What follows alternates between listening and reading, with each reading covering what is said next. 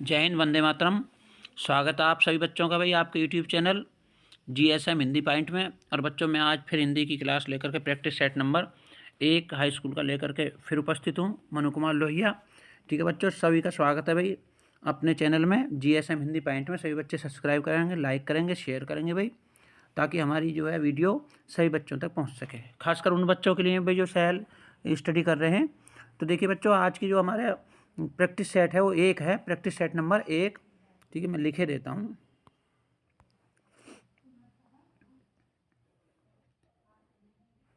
Practice set number 1, ठीक है, ध्यान रखेंगे।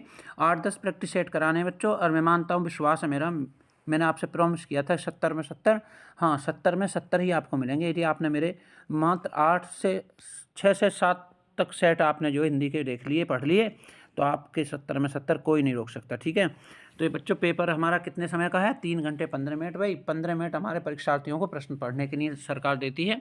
उससे पहले कुछ समय पहले क्या था, मात्र 3 घंटे ही दिए जाते थे। सभी प्रश्न कैसे हैं? अनिवार्य निर्देश को आप बिल्कुल आवश्यक रूप से पढ़ेंगे। इस प्रश्न पत्र के 2 खंड, खंड ए और खंड ब। ठीक है, खंड ए में क्या है? 1 से 20 तक के बहुविकल्पीय हैं, जिनके उत्तर OMR उत्तर पत्रक पर चिन्हित करने हैं भाई। जो OMR सीट है उस पर चिन्हित करने हैं, ऐसा नहीं कि उसमें अलग से लिखेंगे या टिक लगाएंगे। और ए के प्रश्न पत्र निर्देश पढ़कर केवल प्रदत्त OMR उत्तर पत्रांक पर ही उत्तर चिन्हित करें। ठीक है, अलग नहीं लिखेंगे। ठीक है बेटा, ORM उत्तर पत्रक पर उत्तर देने के पश्चात उसे नहीं काटें। ठीक है, ना इरेजर अथवा व्हाइटनर का प्रयोग न करें। और प्रश्न के अंक उसके सम्मुख अंकित हैं, क्योंकि जो 20 प्रश्न है बच्चों आपके खंड ए के, वो प्रत्येक जो है प्रश्न है वो 1 नंबर का है।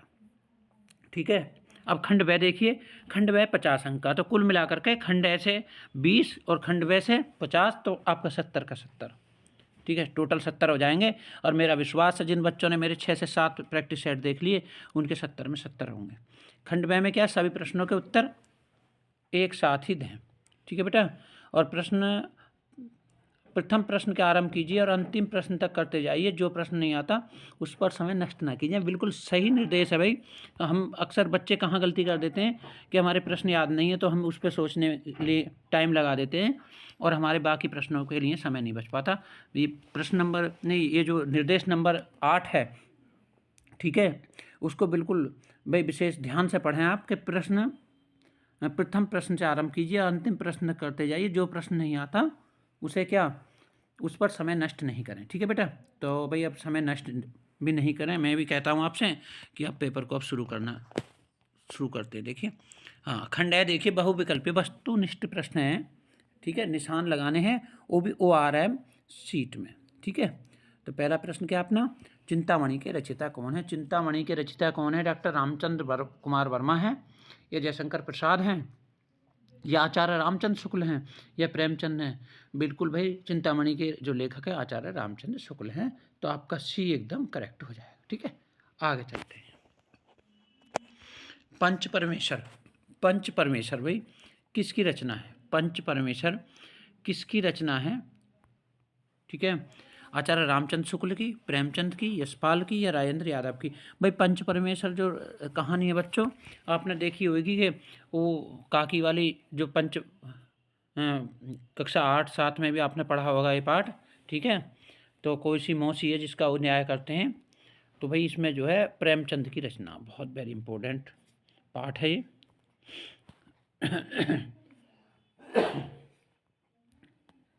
ठीक है बेटा, आगे बढ़ाएंगे हम। जयशंकर प्रसाद का नाटक नहीं है भाई, सब नाटक हैं, एक ऐसा है जो नाटक नहीं है। ठीक है, जयशंकर प्रसाद का नाटक नहीं है। धूम्र स्वामी, तो भाई धूम्र स्वामी तो है। ठीक है, चंद्रगुप्त, चंद्रगुप्त भी है। लहरों के राजहंस नहीं हो सकता भाई, स्कंदगुप्त भी है, तो लहरों के राजहंस सी जो है बिल्कुल सही होगा। जयशंकर प्रसाद का नाटक नहीं है, 3 का सी हो जाएगा। 4 देखिए, शेखर एक जीवनी उपन्यास के लेखक है। शेखर एक जीवनी है, और उस उपन्यास के लेखक कौन है भाई? देखिए, लेखक कौन है उसके? लेखक धर्मवीर भारती हैं, ये प्रेमचंद हैं, या फणित्रनाथ रेणु हैं? नहीं, इसके अज्ञे सच्चिदानंद हीरानंद वात्स्यायन अज्ञे, सच्चिदानंद हीरानंद वात्स्यायन अज्ञे, अज्ञे हो जाएंगे भाई। ठीक है, 5वां देखिए, अपनी खबर, अपनी खबर आत्मकथा है, अपनी खबर आत्मकथा है, तो वही पांडे बेचैन शर्मा उग्र की बिल्कुल रचना है, बहुत ही इम्पोर्टेंट रचना है। ठीक है, इम्पोर्टेंट रचना है भाई, पांडे बेचैन शर्मा उग्र की। ठीक है, डॉक्टर राजेंद्र प्रसाद नहीं होंगे, हरिवंश राव बच्चन नहीं होंगे, या श्याम सुंदर दास की भी नहीं है, पांडे बेचैन शर्मा उग्र की। ठीक है, आगे चलते हैं। क्वेश्चन नंबर 6, भूषण किस युग के कवि है भाई? भूषण किस युग के कवि हैं? तो आदिकाल के तो हो नहीं सकते भाई भूषण। ठीक है, ये होंगे भूषण रीतिकाल के, क्योंकि बिहारी लाल के समय के जो हैं भूषण हैं, और बिहारी लाल क्या है, रीतिकाल के कवि हैं। तो बी हमारा करेक्ट हो जाएगा, भूषण रीतिकाल के कवि हैं, ना भक्ति काल के हैं ना आदिकाल के। ठीक है, क्वेश्चन नंबर 7, प्रश्न नंबर 7, ललित ललाम की रचना, ललित ललाम की रचना है किसकी है? ये तो मतीराम की भाई। ठीक है, पद्माकर भी नहीं है, देव नहीं है, भूषण नहीं है, मतीराम की होगी। 7 का ए हमारा करेक्ट हो जाएगा। ठीक है, आगे चलते हैं 8वें पे। यशोधरा किसकी रचना है? वेरी वेरी इम्पोर्टेंट रचना है भाई, 8वां। ठीक है, यशोधरा किसकी रचना है? और आपने देखा होगा यशोधरा मैथिली शरण गुप्त जी की है भाई। यशोधरा में एक कहानी भी है, माँ ओ, ठीक है, माँ का एक कहानी, राया थाया रानी। ठीक है, यशोधरा किसकी पत्नी है? भगवान बुद्ध की पत्नी है यशोधरा। ठीक है, यशोधरा उनकी रचना है। तो मैथिली शरण गुप्त, D8 का डी, वेरी वेरी इंपॉर्टेंट। ठीक है, आगे चलते हैं भाई, इंपॉर्टेंट में लिखे भी देता हूँ। 9वां प्रश्न है, आंगन के पार द्वार रचना है, आंगन के पार। ठीक है बेटा, आंगन के पार द्वार रचना है 9वां। और 9वें का कौन सा हो जाएगा हमारा? जो है जयशंकर प्रसाद की नहीं है भाई, ये तो सच्चिदानंद हीरानंद वात्स्यायन अज्ञे की है। बी हमारा करेक्ट हो जाएगा, 9 का बी।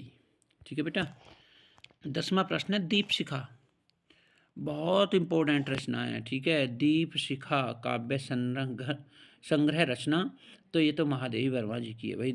महादेवी वर्मा जी के गिल्लू, मेरा परिवार, दीप शिखा काव्य जो है मनोरंजनात्मक रचनाएं हैं इनकी। ठीक है, बहुत सारी। पशु पक्षियों से महादेवी वर्मा जी को ज़्यादा प्यार था, है ना। अब प्रश्न नंबर 11 डी, करुण रस का स्थायी भाव क्या है भाई? करुण रस का स्थायी भाव तो बिल्कुल आपको मालूम होगा, इसका डी हो जाएगा शोक। ठीक है, शोक हो जाएगा। अब 11 में देखिए, प्रश्न नंबर 12, चरण कमल बंदो हरिराई, चरण कमल बंदो हरिराई। ठीक है, कमल रूपी चरणों की मैं वंदना करता हूँ, इम्पोर्टेंट है भाई। ठीक है, क्या हो जाएगा बेटा? इसका रूपक हो जाएगा भाई। ठीक है, रूपक अलंकार होगा, चरण कमल बंदो हरिराई। ठीक है बेटा, 13वां प्रश्न देखिए, यह सममात्रिक छंद है, इसमें 4 चरण होते हैं, प्रत्येक चरण में 24 मात्राएं होती हैं भाई। ठीक है, 11 और 13 मात्राओं में यति होती है। यह लक्षण किस छंद का है? 13 का बताइए भाई, 13 का बताइए। 13 का भाई ए हो जाएगा, रोला का ए। ठीक है, 13 का ए रोला। प्रश्न नंबर 14, पर्यावरण शब्द में प्रयुक्त उपसर्ग क्या है? उपसर्ग वाले बच्चों हमेशा जो है आगे लगता है। ठीक है, और प्रत्यय हमेशा क्या होता है? पीछे लगता है भाई। ठीक है, तो इसमें पर्यावरण में परि क्या है? उपयुक्त है भाई। सी हमारा करेक्ट हो जाएगा। 15वां प्रश्न, महानता शब्द में किस प्रत्यय का प्रयोग हुआ है? प्रत्यय का मतलब मैंने आपसे पहले बता दिया था कि प्रत्यय हमेशा पीछे लगता है और उपसर्ग हमेशा आगे लगता है। तो 15 का बी, ता जो है वो क्या हो जाएगा हमारा? प्रत्यय हो जाएगा। बी बिल्कुल करेक्ट होगा। ठीक है बेटा, 16वां देखिए, सुख दुख में समास है। ओह, सुख दुख में समास क्या होगा भाई? वेरी वेरी इंपॉर्टेंट है, इसका द्वंद्व समास होगा, क्योंकि दोनों ही पद प्रधान है। देखिए, उत्तर पद और पूर्व पद जिसमें प्रधान हो, बराबर की टक्कर है भाई। सुख और दुख में माता पिता रामकृष्ण। यदि संस्कृत में हम विग्रह करेंगे तो क्या हो जाएगा? रामकृष्ण है तो राम चाहे कृष्णो चाहे, सीता और राम, सीता हो चाहे राम हो चाहे। इसी प्रकार सुख और दुख तो और आ जाएगा हिंदी में, सुख और दुख बीच में डैश लगा हुआ होगा, दोनों पद प्रधान होंगे, तो हमारा डी बिल्कुल करेक्ट हो जाएगा, 16 का। ठीक है, 17 में देखिए, निम्नलिखित में अग्नि का पर्यायवाची नहीं है भाई। अनल तो है, ठीक है, पावक भी है, ज्वाला भी, लेकिन अनिल नहीं है भाई। ठीक है, अनिल पर्यायवाची नहीं है, अनिल जो है जल का पर्यायवाची है। बताइए, आप बताइए कमेंट करके, जल का है या वायु का है? ठीक है, मुझे कमेंट में इसका ज़रूर देना आंसर। तो अनिल जो है नहीं है। अब देखिए प्रश्न नंबर 18, अभुदय। प्रश्न नंबर 18, अभुदय का सही संधि विच्छेद है अभु प्लस दय, ए प्लस भ्युदय, अभ प्लस उदय या डी अभि प्लस उदय। बताइए कौन सा होगा? 18 का, 18 का डी बिल्कुल करेक्ट हो जाएगा, अभि प्लस उदय, अभुदय। 16वां प्रश्न देखिए आप, मधु शब्द का, ठीक है, 19वां प्रश्न, मधु शब्द का पंचमी विभक्ति का एक वचन। देखिए बच्चों, मधुनी नहीं होगा, मधुनी नहीं होगा, मधुम नहीं होगा, मधुत गलत लिखा हुआ है, ये मधुन है, मधुन। ठीक है, ए हमारा करेक्ट हो जाएगा, कुछ मिसप्रिंट हुई है, तय नहीं है, मधुन है। ठीक है, मधुने सही है, ये ए सही हो जाएगा यदि इसे हम मधुने कर लेंगे। मधुत थोड़ा सा गलत है, इसमें तय गलत हो गया है, ए हमारा करेक्ट हो जाएगा भाई। ठीक है, तय को ख़त्म करके आप मधुत नहीं मधुने। ठीक है बेटा। अब प्रश्न नंबर 20, मैं इसमें तीर का निशान लगा देता हूँ। ठीक है, इस प्रकार से सही हो जाएगा। प्रश्न नंबर 20, पठस्याथ धातु रूप का एक वचन और पुरुष वचन क्या है भाई? बताइए। तो इसका क्या हो जाएगा? बहुवचन मध्यम पुरुष है भाई। ठीक है, पठित्यत का मतलब है धातु रूप का वचन कौन सा है? ये हमारा ये हमारा हो जाएगा बहुवचन होगा। ठीक है, और कौन सा पुरुष कौन सा होगा? मध्यम पुरुष होगा, तो बी हमारा करेक्ट हो जाएगा। ठीक है बेटा। देखिए खंडय आपका समाप्त हो गया 20 नंबर का। अब हम चलते हैं 50 नंबर की खोज में। ठीक है, पहला प्रश्न क्या है बच्चों? निम्नलिखित गद्यांश का में से किसी एक गद्यांश पर आधारित सभी प्रश्नों के उत्तर दीजिए।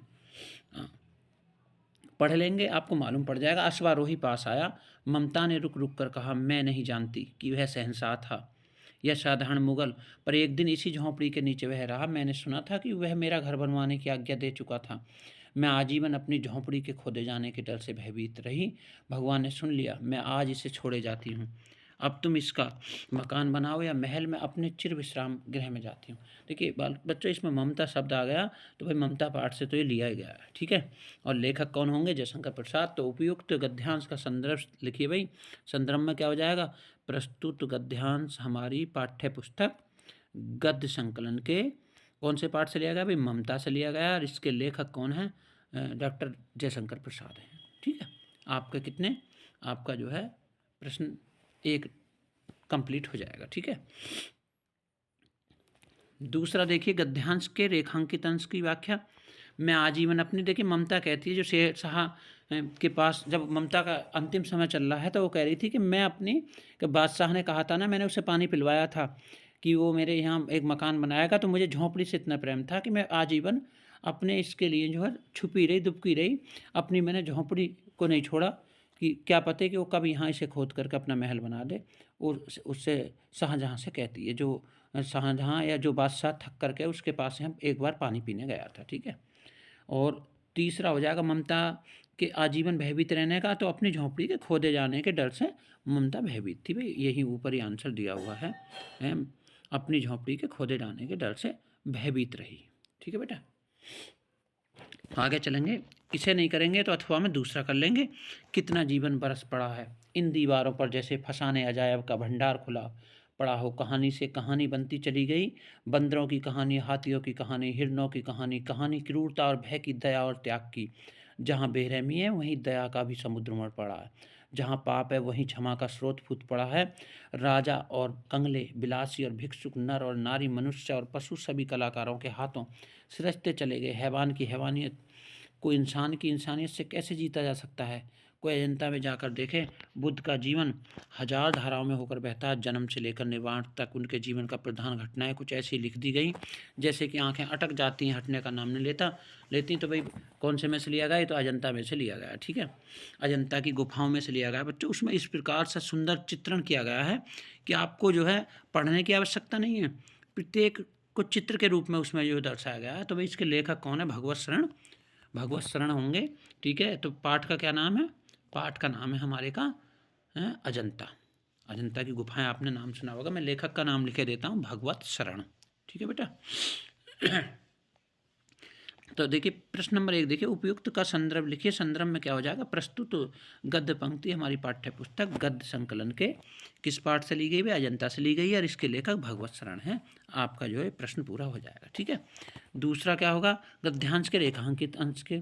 रेखांकित अंश है भाई, कितना जीवन वर्ष पड़ा है दीवारों पर उसके फंसाने को। तो इसका अर्थ है कि दीवारों पर चित्र द्वारा ही उन्होंने, ठीक है, अजीब प्रकार की कहानियों के भंडार को खोल दिया है। अजीब प्रकार की जो बातें, जो घटनाएं घटी हैं दीवारों पर ही उन्होंने जो चित्रित कर दिया है, किसकी दीवारों पर, अजंता एलोरा की। ठीक है, ये हो जाएगा हमारा, ये हो जाएगा हमारा क्या है, रेखांकित शब्द। तीसरा देखिए, कलाकारों के हाथों में क्या क्या सृष्टि चले गए। देखिए इसी में मैं आपको छांट करके बताता हूँ।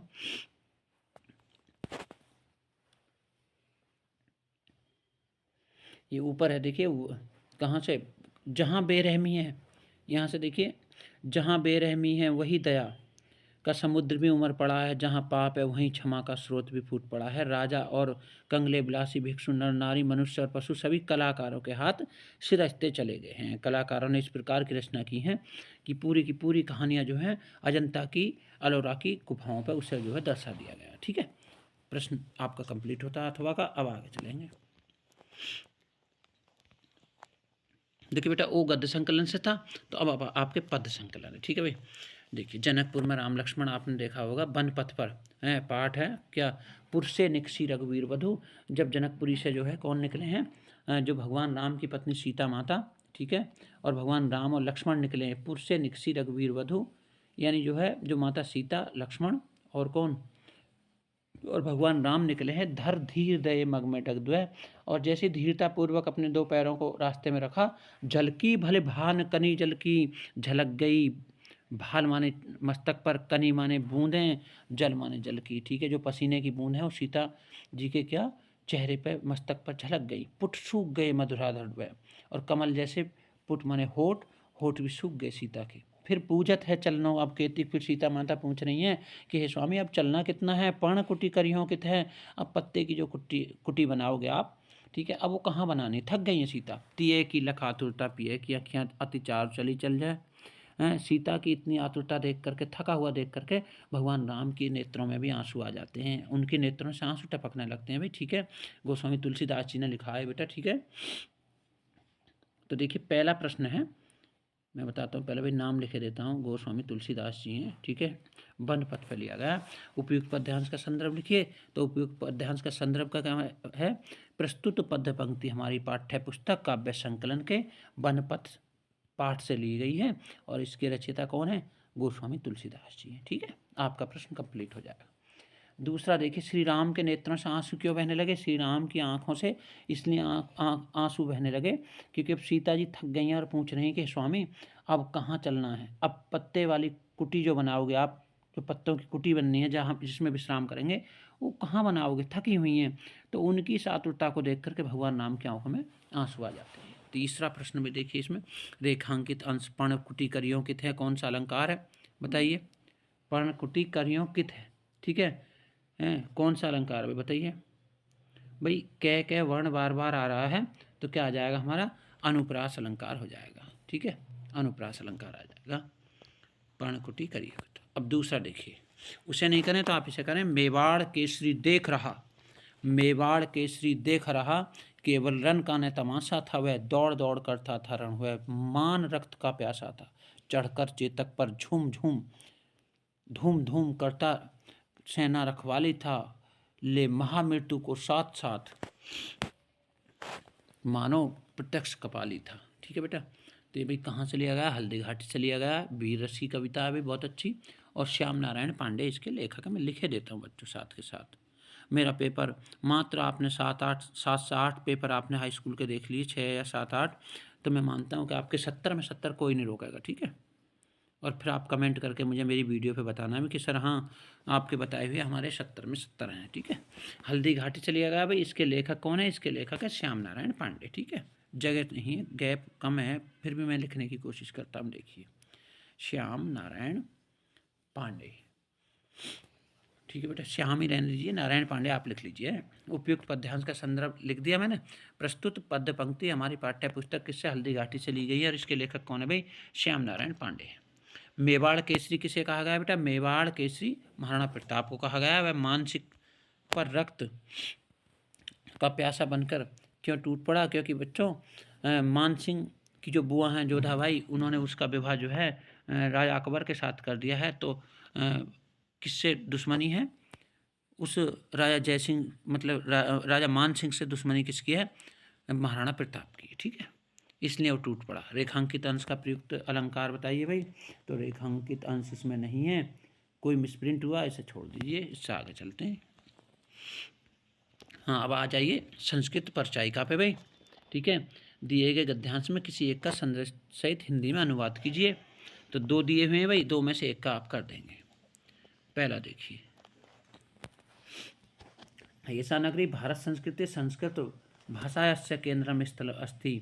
ये नगरी जो है नहीं, कौन सी नगरी भाई, ये कहाँ से लिया गया, ये जो है हमारा भारतीय संस्कृति पाठ से लिया गया नहीं, बताइए, वाराणसी से लिया गया। ठीक है ना, ये लिया गया हमारा वाराणसी से। ठीक है, ऐसा नगरी जो पहला ही पार्ट है हमारा, ऐसा नगरी भारतीय संस्कृति संस्कृत भाषा एवं केंद्र स्थल बस्ती। ये नगरी जो है भारतीय संस्कृति और संस्कृत भाषा का केंद्र स्थल है। इत एवं संस्कृत बाड़मेर से, यह संस्कृत साहित्य का संस्कृत से आलोक का सर्वत्र प्रसिद्ध है। संस्कृत साहित्य द्वारा संस्कृत का आलोक माने प्रकाश चारों ओर फैलाती है। ठीक है, मुगल युवराज दारा शिकोह, जो मुगल युवराज दारा शिकोह थे, अत्रागत है, यहाँ आते थे। भारतीय दर्शन शास्त्राणाम अध्ययन अकरोत, और भारतीय दर्शन शास्त्रों का अध्ययन करते थे। स तेषा ज्ञानेन तथा प्रभावित, वह इसके ज्ञान से इतना प्रभावित हुआ। ठीक है, यत तेन उपनिषदम अनुवाद पारसी भाषा में कराती, उन्होंने जो भारत के उपनिषद थे, यहाँ के उपनिषद थे, उनका उपनिषद का अनुवाद पारसी भाषा में कराया। ठीक है भैया, तो इसका क्या हो जाएगा, प्रस्तुत पद्यांश हमारी पाठ्य पुस्तक किससे, संस्कृत परिचायिका से लिया गया है। आप लिख देंगे। ये कौन सा पाठ से लिया गया भाई, ये वाराणसी से लिया गया। अथवा में इसे नहीं करें तो आप अथवा की में देखें कौन सा पैराग्राफ है। नागरिक बहुकाल याप्त चिंतित, ये जो बच्चों प्रबुद्ध ग्रामीण से लिया गया होगा भाई। ठीक है, प्रबुद्ध ग्रामीण आपको मैंने पाठ पढ़ाया था, वीडियो में डाला भी था। जो गांव का व्यक्ति और शहर के व्यक्ति, बहुत सारे लोग रेलगाड़ी में जो है यात्रा कर रहे थे, तब वो गांव वालों की हंसी उड़ाता है। तो गांव वाला कहता है भाई ठीक है, मैं आपसे एक पहेली पूछता हूँ, यदि मेरी पहेली का आपने आंसर नहीं दिया तो आप मुझे 10 रुपये देंगे, और यदि आप मुझसे पहेली पूछोगे तो मैं आपको 5 रुपये दूंगा, यदि मुझसे नहीं बताया गया। क्योंकि मैं 5 किस लिए दूंगा, मैं 5 आपको इसलिए दूंगा ताकि हम ग्रामीण हैं, अशिक्षित हैं, अनपढ़ हैं। ठीक है, और उन्होंने शर्त स्वीकार कर ली। तब एक शर्त के अनुसार पहले जो है ग्रामीण ने नागरिक से पूछा था, लेकिन वहाँ से बाद में देखिए, ग्रामीण बहुकाल याप्त चिंतय।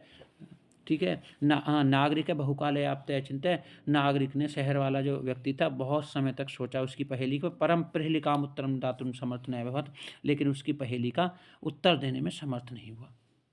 अतः ग्रामीण अवरत, अतः ग्राम वाले ने कहा, ग्रामीण से कहा, अहम अस्या प्रहलिकाम उत्तरम न जनामि, मैं तुम्हारी पहेली का उत्तर नहीं जानता। इदम श्रुत्वा ग्रामीण, ऐसा सुनते हुए ग्रामीण ने एकत्रित कहा, यदि भगवान उत्तर न जनाती, यदि तुम मेरी पहेली का उत्तर नहीं जानते, तरी ददातु 10 रूपकाणि, तब शर्त अनुसार मुझे 10 रुपये दो। अतः मिलान मुखेन नागरिकेण समानुसार, समानुसार का मतलब शर्त के अनुसार 10 रूपकाणि दत्तानी। इस प्रकार दुखी मुख वाले नागरिक ने शर्त के अनुसार 10 रुपये किसे दे दिए भाई, ग्राम वाले को दे दिए, जो ग्रामीण है। ठीक है, अब देखिए इसमें क्या पूछ रहा भाई, नीचे दिए गए पद्यांशों में किसी एक पद्यांश का हिंदी में अनुवाद करिए। वो तो क्या हो गया भाई, वो तो प्रबुद्ध ग्रामीण का वो तो गद्यांश है। अब पद्यांश में आ जाइए, जो श्लोक वगैरह। ठीक है, सर्वे भवन्तु सुखिनः सर्वे संतु निरामया सर्वे भद्राणि पश्यन्तु माँ कश्चित् दुःखभाग्, सभी लोग जो सुखी हों, सभी निरामया का मतलब सभी निरोगी हों, सर्वे भद्राणि पश्यन्तु जिधर देखें सभी का क्या हो, कल्याण हो, माँ कश्चित् दुःखभाग् भवेत्, और कोई जो दुखी ना हो। ठीक है, ये बेटा कहाँ से लिया गया बताइए, ये भारतीय संस्कृति से लिया गया। ठीक है, भारतीय संस्कृति का एक ही जीवन है, एक ही है, क्या है कि सर्वे भवन्तु सुखिनः सर्वे सन्तु निरामया, सभी जो सुखी हों, सभी निरोगी हों, सर्व भद्राणि पश्यन्तु, सभी कैसे हों, जिधर देखें कल्याणकारी हो, माँ कश्चित् दुःखभाग्, और कोई दुख का जो है भागी नहीं बने। ठीक है बेटा। अब देखिए,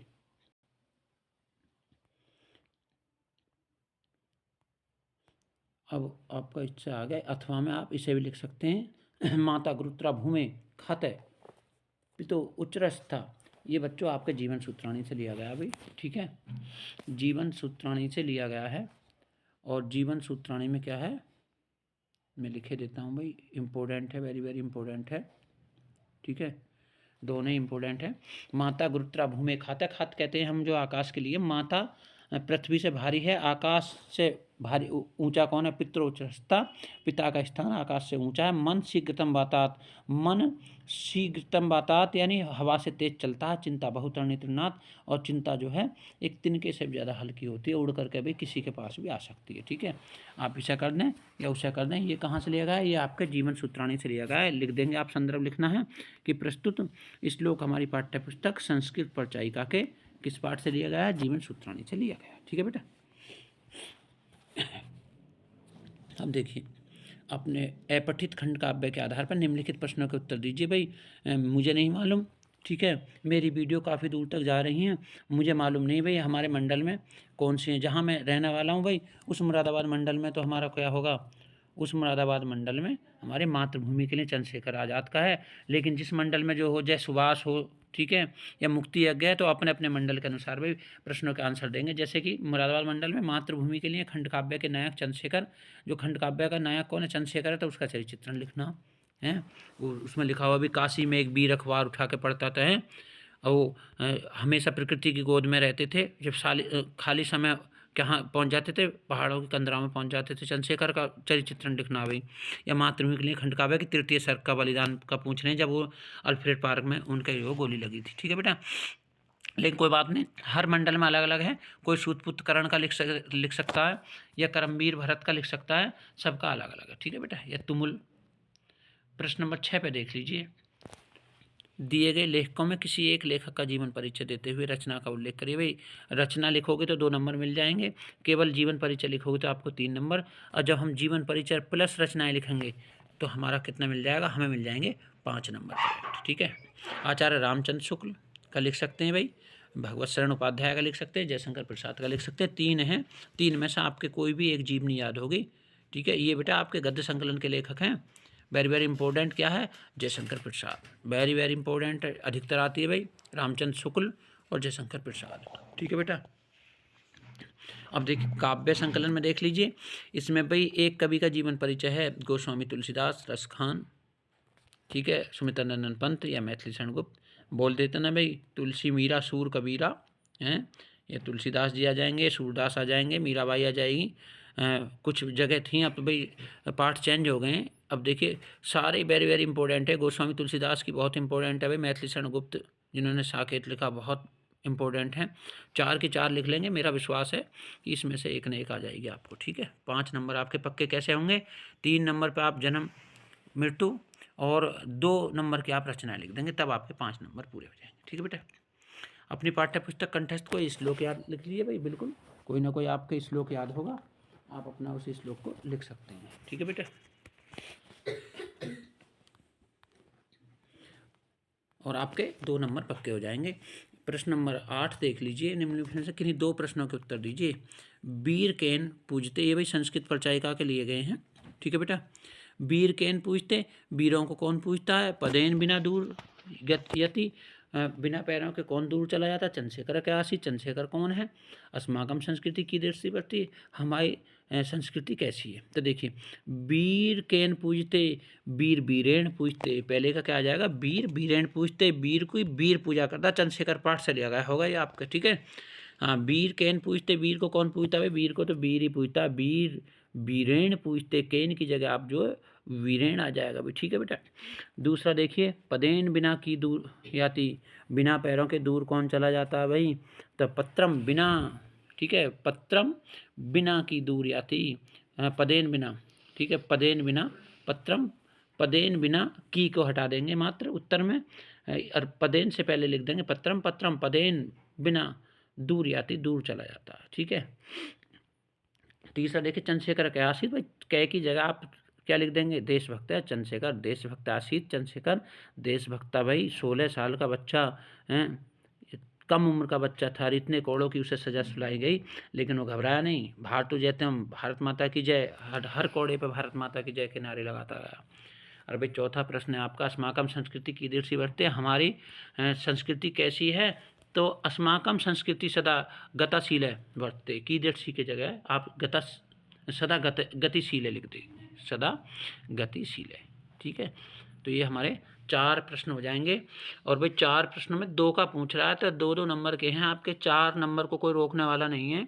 ठीक है, कोई ताकत नहीं रोकेगी आपको, आप 70 की 70 की तरफ तेज़ी से बढ़ेंगे। ठीक है, आगे चलते हैं बेटा। प्रश्न नंबर 9, निम्नलिखित में से एक विषय पर निबंध लिखिए भाई। देश प्रेम, बिल्कुल ठीक है, मेरे देश प्रेमियों भाई, आपस में प्रेम करो मेरे देश प्रेमियों, आपने सॉन्ग सुना होगा भाई। ठीक है, तो देश प्रेम के ऊपर लिख सकते हैं। आतंकवाद की समस्या तो भाई बहुत ज़्यादा है हमारे देश में, हमारे देश में क्या पूरा विश्व आतंकवाद की समस्या से जूझ रहा, इसका लिख देंगे, या फिर इसका समाधान भी लिख देंगे। वेरी वेरी इंपॉर्टेंट है भाई। 2, प्रदूषण की और मानव जीवन, कोई रोक नहीं सकता, जितने प्रैक्टिस सेट होंगे आप देख लेना, अधिकतर जो है प्रदूषण की समस्या, आतंकवाद की समस्या अधिकतर आएगी। ठीक है बेटा, और आपका चौथा होगा क्या, आज़ादी का अमृत महोत्सव। ठीक है बेटा, तो इस प्रकार से आपके 70 में 70 हो जाएंगे। मात्र हमारी वीडियो को आप लाइक करें, शेयर करें, सब्सक्राइब करें भाई। मैं फिर चैनल का नाम लिखता हूँ अपने पाठ के बाद में, GSM Hindi point, GSM Hindi point. ठीक है, ठीक है, आप मनु सर के नाम से वीडियो निकालेंगे, आपको वीडियो मिल जाएगी, GSM हिंदी पॉइंट। सब्सक्राइब करें, लाइक करें, शेयर करें। ठीक है बच्चों, जय हिंद, जय भारत, वंदे मातरम, थैंक यू।